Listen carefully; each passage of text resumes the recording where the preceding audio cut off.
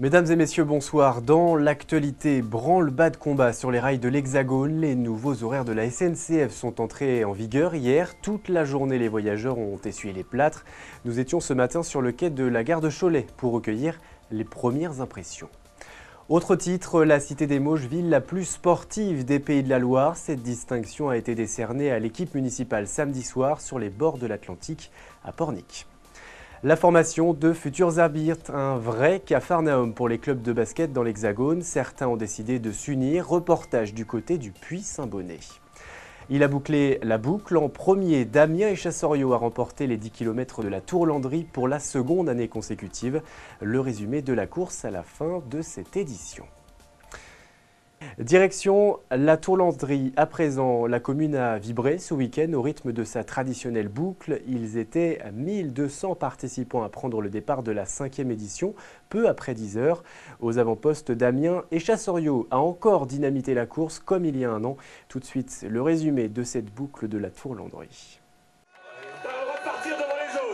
Il était sans conteste le favori au départ de cette 5e édition. Damien Echasorrio se devait d'honorer le public qui l'avait adoubé l'an passé. Dès les premiers hectomètres, dans les rues de la Tourlandry, c'est lui qui prend les commandes du groupe de tête. L'écrémage est rapide, à peine 4 coureurs parviennent à prendre la foulée du Saint-Georgien. Dès la sortie de la commune, Echasorrio élève encore le rythme. Derrière lui, il n'en reste qu'un, Guy-Marie de Burck. Les deux hommes passent ensemble au sommet de la côte de la Maltrie, la principale difficulté de cette matinée. Mais le duel va très vite tourner à l'avantage du tenant du titre. Dès haut de la course, je suis parti sur un bon rythme. Il y a Guy-Marie de Burck qui me suit jusqu'au sommet de la côte, au 6e kilomètre. Après, j'accélère un peu, faire un peu le trou. Et puis après, je finis, je prends du plaisir, une superbe course, un beau temps, donc tout va bien, super content. Chose promise, chose due, Damien Echasorrio porte les stockades à un peu plus de 3 km de la ligne. L'accélération progressive du licencié de l'Entente-Sèvres fait mouche. Guy-Marie de Burck doit se résoudre à rendre les armes. Au fur et à mesure que les kilomètres avançaient, il m'a pris quelques mètres. Je suis pas déçu parce que je suis quand même, c'est ma 6e année vétéran, donc j'ai quand même 44 ans. Damien il est beaucoup plus jeune et ça m'a permis de faire un bon test aujourd'hui. Je suis assez content de ma course. À l'arrivée, Damien Echasorrio porte le record de l'épreuve à 33 minutes et 10 secondes. Objectif atteint pour lui. Avant de penser à l'année prochaine, il a d'ores et déjà promis de s'essayer de nouveau à de plus longues distances, à commencer par le semi-marathon de Noailles.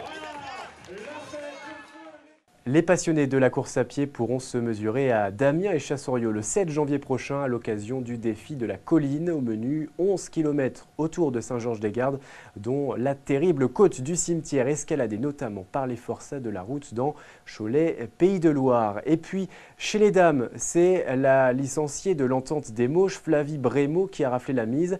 La jeune femme a dominé assez largement ses concurrentes au terme d'une course maîtrisée. Elle nous a répondu après cette belle victoire. On l'écoute.